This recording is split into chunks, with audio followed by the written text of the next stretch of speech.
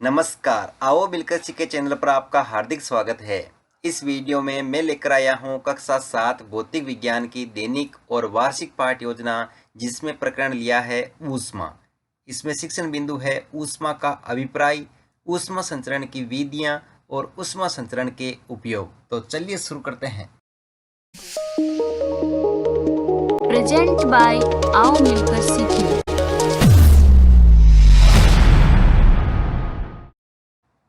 सर्वप्रथम लिखेंगे विद्यालय का नाम, जहां पर आप ये लेसन प्रस्तुत करेंगे। कक्षा 7 विषय भौतिक विज्ञान, प्रकरण ऊष्मा। यहाँ पर दिनांक, कालांश और समयावधि 30 मिनट। फिर टेबल ड्रॉ करके एक तरफ लिखेंगे प्राप्य उद्देश्य, दूसरी तरफ अपेक्षित व्यवहारगत परिवर्तन। प्राप्य उद्देश्य में पहला ज्ञानात्मक, इसमें लिखेंगे छात्र ऊष्मा का प्रत्यास्मरण कर सकेंगे। छात्र ऊष्मा का प्रत्याभिज्ञान कर सकेंगे। अवबोध, छात्र ऊष्मा की व्याख्या कर सकेंगे, छात्र ऊष्मा को समझ सकेंगे। फिर है ज्ञानोपयोग, इसमें लिखेंगे छात्र ऊष्मा से संबंधित ज्ञान का प्रयोग उच्च अध्ययन में कर सकेंगे। छात्र ऊष्मा से प्राप्त ज्ञान का दैनिक जीवन की नवीन परिस्थितियों में उपयोग कर सकेंगे। कौशल, छात्र ऊष्मा की जानकारी प्राप्त कर सकेंगे। छात्र ऊष्मा संचरण की विधियों को चार्ट द्वारा प्रदर्शित कर सकेंगे। अभिरुचि, छात्र ऊष्मा के बारे में जानने में रुचि ले सकेंगे। छात्र ऊष्मा के संबंध में विचार विमर्श करने में रुचि ले सकेंगे। अभिवृत्ति, छात्र ऊष्मा के विषय में सकारात्मक दृष्टिकोण उत्पन्न कर सकेंगे। शिक्षण सहायक सामग्री, लपेट फलक, चौक, डस्टर, संकेतक एवं समकक्ष उपयोगी शिक्षण सहायक सामग्री। पूर्व ज्ञान, छात्र ऊष्मा के विषय में सामान्य जानकारी रखते हैं। फिर है प्रस्तावना प्रश्न, जिसमें टेबल ड्रॉ करके लिखेंगे छात्राध्यापक क्रियाएं, दूसरी तरफ छात्र क्रियाएं। अगर आप छात्राध्यापिका हैं तो जहां पर भी छात्राध्यापक लिखा है उसकी जगह आप छात्राध्यापिका लिखेंगे। इसमें फर्स्ट क्वेश्चन, कार्य करने की क्षमता क्या कहलाती है? ऊर्जा। ताप किस प्रकार की ऊर्जा से संबंधित है? ऊष्मा। ऊष्मा स्थानांतरण द्वारा क्या होता है? वस्तुओं के ताप में परिवर्तन। ऊष्मा क्या है? संभावित उत्तर। और यहाँ पर उद्देश्य कथन में लिखेंगे आज हम ऊष्मा का विस्तार पूर्वक अध्ययन करेंगे। फिर है प्रस्तुतिकरण, जिसमें टेबल ड्रॉ करके लिखेंगे शिक्षण बिंदु, छात्राध्यापक क्रियाएं, छात्र क्रियाएं, विधि पर विधि और श्यामपट सार। शिक्षण बिंदु में पहला लिखेंगे ऊष्मा का अभिप्राय, जिसमें विकासात्मक प्रश्न में फर्स्ट क्वेश्चन, तापमापी में ऊष्मा द्वारा क्या होता है? पारा चढ़ता व उतरता है। अगला क्वेश्चन, ताप अधिक होने पर तापमापी का पारा क्यों चढ़ जाता है? तो यहाँ पर लिखेंगे ऊष्मा अधिक होने के कारण। अगला क्वेश्चन है ऊष्मा से क्या अभिप्राय है? संभावित उत्तर, विधि पर विधि में प्रश्नोत्तर पर विधि। फिर है छात्राध्यापक कथन, तो इसमें लिखेंगे ऊष्मा एक प्रकार की ऊर्जा है जिसका स्थानांतरण एक वस्तु से दूसरी वस्तु में होता है। ऊष्मा का प्रवाह अधिक ताप वाली वस्तु से कम ताप वाली वस्तु की ओर होता है। ऊष्मा त्यागने वाली वस्तु ठंडी व ग्रहण करने वाली वस्तु गर्म हो जाती है। ऊष्मा का स्थानांतरण तब तक होता है जब तक दोनों वस्तुओं के ताप समान नहीं हो जाए। यहाँ विद्यार्थी क्रिया में लिखेंगे विद्यार्थी ध्यानपूर्वक सुनेंगे तथा मुख्य बिंदुओं को अपनी अभ्यास पुस्तिका में लिखेंगे। विधि में वाक्यान विधि और श्यामपट सार में लिखेंगे ऊष्मा एक प्रकार की ऊर्जा है जो उच्च ताप की वस्तु से निम्न ताप की वस्तु की ओर स्थानांतरित होती है। फिर है बोध प्रश्न, तो इसमें फर्स्ट क्वेश्चन, ऊष्मा का स्थानांतरण किस प्रकार होता है? उच्च ताप से निम्न ताप की ओर।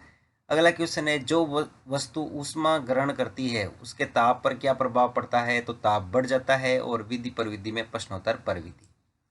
अगला यहाँ पर शिक्षण बिंदु लेंगे ऊष्मा संचरण की विधियां, जिसमें विकासात्मक प्रश्न में फर्स्ट क्वेश्चन, ऊष्मा क्या है? एक प्रकार की ऊर्जा। ऊष्मा ऊर्जा किस प्रकार दूसरी वस्तु में जाती है? स्थानांतरण द्वारा। ऊष्मा संचरण की विधियां कौन कौन सी है? संभावित उत्तर। और विधि पर विधि में प्रश्नोत्तर पर विधि। फिर छात्राध्यापक कथन, इसमें लिखेंगे चालन, संवहन व विकिरण ऊष्मा संचरण की विधियां है। ठोसों में ऊष्मा का स्थानांतरण चालन विधि द्वारा होता है। जब ऊष्मा वस्तु के एक सिरे से दूसरे सिरे की ओर स्थानांतरित होती है तो उसे चालन कहते हैं। वे पदार्थ जिसमें ऊष्मा का चालन आसानी से होता है ऊष्मा के चालक पदार्थ, तथा जिसमें ऊष्मा का चालन नहीं होता है ऊष्मा के कुचालक कहलाते हैं। द्रव्य के अणुओं द्वारा ऊष्मा स्थानांतरण संवहन कहलाता है। बिना किसी माध्यम के निर्वात में ऊष्मा स्थानांतरण विकिरण कहलाता है। यह विद्यार्थी क्रिया में लिखेंगे विद्यार्थी ध्यानपूर्वक सुनेंगे तथा मुख्य बिंदु को अपनी अभ्यास पुस्तिका में लिखेंगे।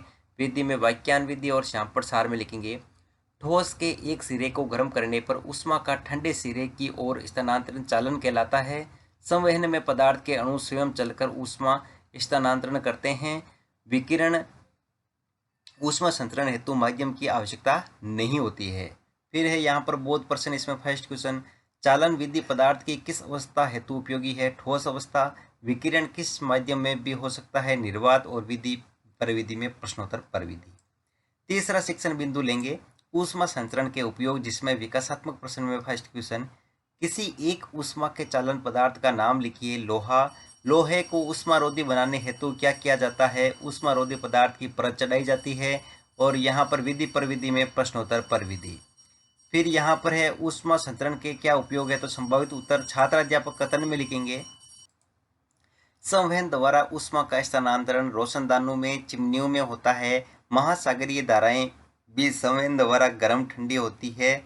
संवहन पवन चलने हेतु भी उत्तरदायी है। चमकीली वस्तुएं अच्छी ऊष्मा परावर्तक होती है। गहरा रंग अच्छा विकिरण अवशोषक होता है। यहाँ विद्यार्थी के लिए हम लिखेंगे, विद्यार्थी ध्यानपूर्वक सुनेंगे तथा मुख्य बिंदुओं को अपने अभ्यास पुस्तिका में लिखेंगे। विधि में व्याख्यान विधि और श्याम प्रसार में लिखेंगे। सूर्य से पृथ्वी तक ऊष्मा विकिरण द्वारा ही पहुंचती है।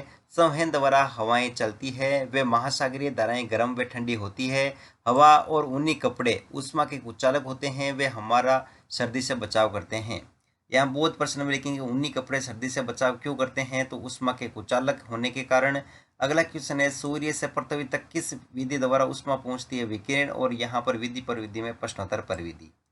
फिर है मूल्यांकन प्रश्न, तो इसमें फर्स्ट क्वेश्चन लिखेंगे, ऊष्मा एक प्रकार की है। गर्मी, सर्दी, ऊर्जा सभी। ताप प्रकार की ऊर्जा है। ऊष्मा या ऊर्जा। ऊष्मा का स्थानांतरण उच्च ताप से निम्न ताप की ओर होता है। सत्य या असत्य?